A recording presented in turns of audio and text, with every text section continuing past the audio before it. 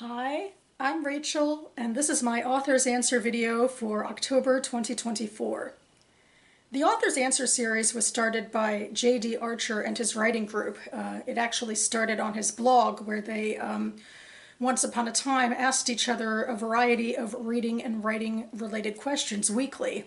And then JD took a bunch of them and answered them on his AuthorTube channel as well. And that's how I came across them many years ago now, because I have been making these videos for a few years now at least. I have been answering these questions sequentially, one per month. And this month I am up to question number 91. And this is a very dated question. Many of these questions are very evergreen, but this one was in response to an event that happened shortly before the question was posed. And I'll put the link into my description box to show you just how far away it was that this question was asked once upon a time. But basically, what happened was that a certain indie author lost her Amazon publishing privileges for her ebooks through, KDP Unlimited, because what Amazon said that it discovered was like a spike of interest, I guess, in her books. And they intuited that they were from systematically generated accounts, that it was some sort of scam rather than something legitimate. And they terminated her account without like any prior notice. So, this was a indie author making good on her books, and then kaput, it's all gone. Luckily, with time, I believe she was able to reinstate the account, but it, I guess, shook a lot of the indie publishing community, which I am, I guess, technically semi a part of. I've had short stories published in anthologies and magazines that have been, marketed through Amazon, but I haven't had to, personally be in charge of any of that uploading or marketing or anything like that. So I guess this is an intriguing question for me. I know a lot of people go into writing thinking, well, I'm going to set myself up as an indie author, and then you have to, get the business acumen. And a lot of indie authors go to Amazon because Amazon has so much pull and so much clout. And I feel like a story like this is so, challenging or threatening to people, because it's a reminder that even as an indie publisher, if you go to Amazon, it's still not like, fully your work. There is still, a corporation behind it. And they can take away your privileges pretty indiscriminately, I think, because they are a corporation. So it's in that way, in a way, not that different from traditional publishing where, they get the final say about what gets to be published or not.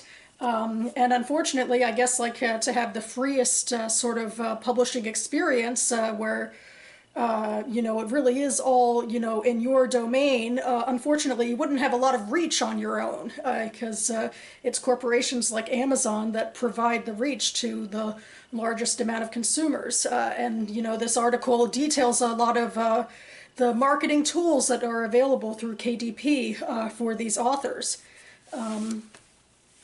So yeah, it's an intriguing story, and I read through a lot of the responses that were on JD's blog, where people were immediately, most of them were feeling a lot of empathy for this author and just sort of frustration with Amazon acting too corporate. There was one person who said, well, it seemed like they were following their rules, and ultimately it was resolved, and that's sort of the way things go. And I think it's just interesting to think about the impact that corporations have on, on literary culture, on broader culture. Like here I am posting a video on YouTube, hoping, that I'm not doing anything that would, have, that corporation strike me down.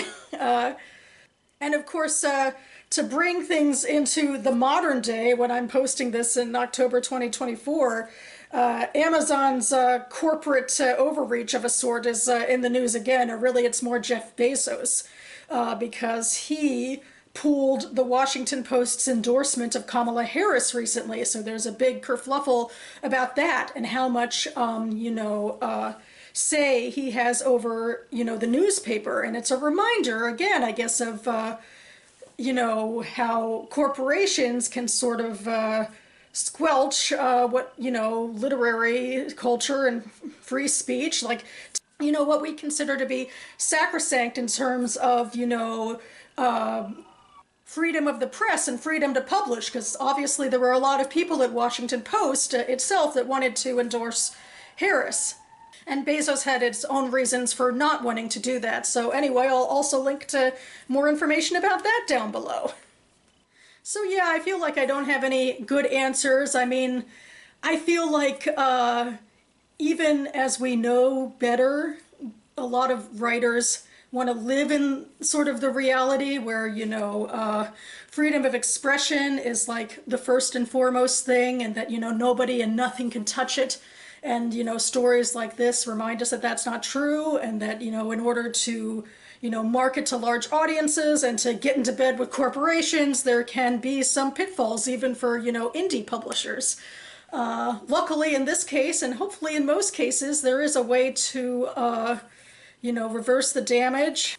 It would be nice to think that they've gotten more into the habit in these past years since that story of giving people at least some advance warning or something. But I guess they don't really have to unless, it would benefit their bottom line. But yeah, I feel for anyone trying to publish their work. It seems like there's challenges in that, as well as, the challenges I'm currently facing in terms of drafting and editing my fantasy novel. So there we go. And that about covers it for me now. I should be back on this channel in the next couple of days to do my October book haul. And then I'm hoping, at least in early November, I will do one final reading video for October. Not the 3 I hoped for, but I guess I'll do what I can here. And then, of course, in November, it is NaNoWriMo, the big writing bonanza month with its own set of challenges. So I will be vlogging for that as well. This was a really interesting video for me. I feel like it was a little outside of my comfort and research zone, really. And I'd love to hear more from people who actually are looking into indie publishing, particularly with Amazon. Otherwise, I hope that the journeys are going well. Thanks so much for watching, everyone. Keep writing, and I'll see you next time.